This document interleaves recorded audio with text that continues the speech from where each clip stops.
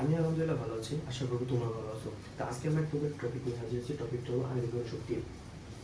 তো আয়নীকরণ শক্তি কাকে বলে এবং আয়নীকরণ শক্তি কেন পর্যাপ্ততম বলা হয় সেটা নিয়ে আজকে আমরা আলোচনা করব। তো ফার্স্ট অফ অল হলো কোনো গ্যাসীয় অবস্থায় কোনো মৌল থেকে গ্যাসীয় অবস্থায় এটি একটি নিউট্রন। তো গ্যাসীয় অবস্থায় কোনো মৌল থেকে ইলেকট্রন সহতে যে শক্তি যে ফোর্সের প্রয়োজন হয় সেটি মূলত আমরা আয়নীকরণ শক্তি বলে থাকি। তো আমরা এখানে দেখো ফার্স্টে কি বললাম, গ্যাসীয় অবস্থা থেকে। এখানে আমাদের খেয়াল রাখতে হবে কেন গ্যাসীয় অবস্থায় ব্যবহার করলাম, এই অর্থটা কেন ব্যবহার করলাম। গ্যাসীয় অবস্থা বলার কারণ হলো অনেক মৌল আছে যেগুলো কঠিন অবস্থায় থাকে, যেমন সোডিয়াম আমরা কীভাবে পাই? সোডিয়াম আমরা সলিড অবস্থায় পাই। তো আমরা কি সলিড অবস্থা থেকে ইলেকট্রন সরাতে পারবো? একদম না। হয়তো পারবো, কিন্তু তার জন্য অনেক শক্তির প্রয়োজন হবে। কিন্তু আমরা যদি ওই সলিড অবস্থা থেকে সেটা গ্যাসীয় অবস্থায় নিয়ে যাই, সেখান থেকে আমরা সহজে ইলেকট্রন সরাতে পারবো। যেমন ধরো কোনো কঠিন পদার্থ, তাদের আন্তরিক শক্তি অনেক বেশি থাকে, তাদের ভিতর বন্ধন শক্তি অনেক আকর্ষণ বেশি থাকে, সেখান থেকে ইলেকট্রন সরানো পসিবল না। কিন্তু গ্যাসীয় অবস্থায় তাদের ভিতর অন্তরীণ শক্তি কিছুটা কম থাকে, সেজন্য আমরা গ্যাসীয় অবস্থায় ইলেকট্রনটি সহজে সরাতে পারবো। যখন সেটি কঠিন অবস্থা থাকবে, আমরা ফার্স্ট কি কোথায় নিয়ে যাবো? গ্যাসীয় অবস্থায় নিয়ে যাবো। এবং সংখ্যাটা আসলে এমন হবে যে গ্যাসীয় অবস্থা থেকে একাধিক ইলেকট্রন সরাতে যে শক্তির প্রয়োজন হয় তাকে আমরা আয়নীকরণ শক্তি বলা হয়ে থাকি। এটা হলো মানে একটা টপিক নিয়ে তুমি যখন ভাবা, সেটা আসলে সংজ্ঞা এক এক বইতে এক এক রকম দিতে পারে, কিন্তু আসলে টপিকটা আসলে কি সেটা নিয়ে আমাদের ফার্স্ট অফ অল ক্লিয়ার হতে হবে। যেমন আয়নীকরণ শক্তি, কোনো ইলেকট্রন গ্যাসীয় অবস্থা থেকে কোনো ইলেকট্রন সরাতে যে শক্তির প্রয়োজন হয় তাকে আমরা কি বলবো? তাকে আমরা বলবো আয়নীকরণ শক্তি। আবার আসো, আমরা আয়নীকরণ শক্তিকে আমরা পর্যায়গত ধর্ম বলা হয়ে থাকে। যখন একই পর্যায়ে বা একই গ্রুপে তাদের আয়নীকরণ শক্তি ভিন্ন রকম হয়। যেমন যদি পর্যায় সারণীতে আমরা একই পর্যায়ে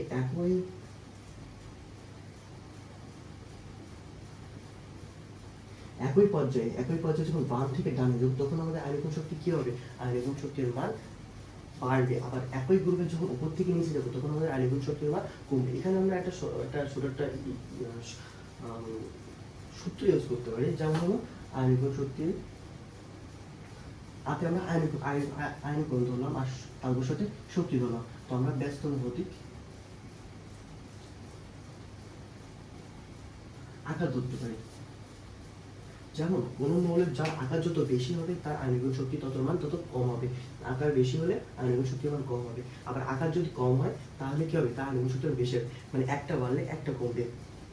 যেমন আমরা যখন একই গ্রুপে একই পর্যায়ে যখন বাম থেকে ডানে যাবো, তখন তাদের কি হবে? তাদের বাইরের শক্তি স্তরে ইলেকট্রন সংখ্যা বাড়তে থাকবে, কিন্তু শক্তি স্তর বাড়বে। সেজন্য যেমন ধরো আমরা এখানে ধরতে পারি সোডিয়ামের কত? সোডিয়ামের হলো ইলেকট্রন আছে 11টি। আবার যদি সেই সাথে আমরা ম্যাগনেসিয়াম হিসাব করি, ম্যাগনেসিয়ামের 12। তো দেখো এদের যদি ইলেকট্রন দেখা যায়, তাহলে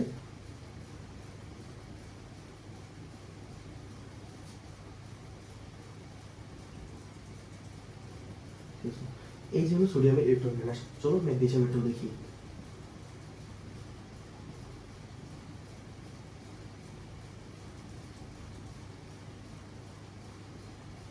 দেখো একই পর্যায়ে, এটা কি এর পর্যায়ে সবকটা কি?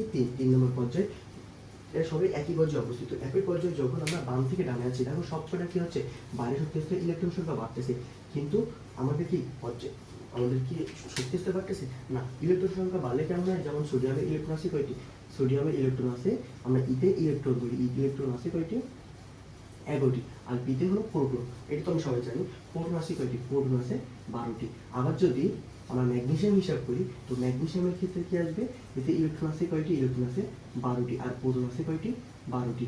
দেখো যখন 11 জন মানুষ 12 জনকে আকর্ষণ করে, তার থেকে সেখানে শক্তি বেশি হবে নাকি বেশি জন আকর্ষণ করবে, বেশি জোরে টানবে, নাকি 12 জন মানুষ 12 জনকে টানবে?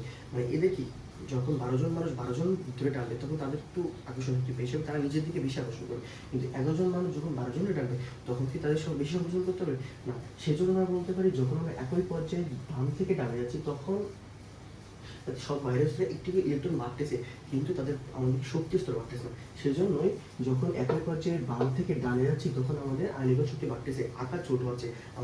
তাদের আন্তঃআণবিক শক্তি বেশি হওয়ার কারণে তারা কি হচ্ছে? তারা নিজের দিয়ে আকর্ষণ করে আকারে ছোট হচ্ছে। আর যার আকার ছোট হবে তার আয়নীকরণ শক্তি বেশি হবে। এটা আমরা এই থেকে জানলাম, যার আকার যত ছোট হবে তার আয়নীকরণ শক্তি কি হবে, বেশি হবে। যার আকার যত বড় হবে তার আয়নীকরণ শক্তি কম হবে। যেমন সেই একই যদি আমরা একই গ্রুপে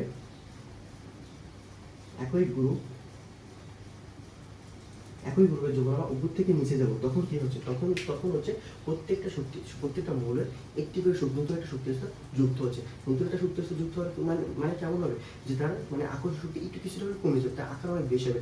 আর যে আকার বেশি হবে তার কি হবে, আকার যে বাড়বে তার আয়নীকরণ শক্তি কমে যাবে। যেমন ধরো সেই সোডিয়াম হিসাবে করি, সোডিয়ামের কত 11, আবার যদি পটাশিয়ামের হিসাব করি তাহলে পটাশিয়ামের কত আসবে 19। আমরা যদি এদের সবাই ইলেকট্রন নিয়ে পটাশিয়াম হচ্ছে সোডিয়াম হচ্ছে ইলেকট্রন নিয়ে দেখলাম, চলো পটাশিয়াম ইলেকট্রন নিয়ে আসো দেখি। পটাশিয়ামের 19, 1s square 2s square 2p 6 3s square 3p 6 আর 4s অল।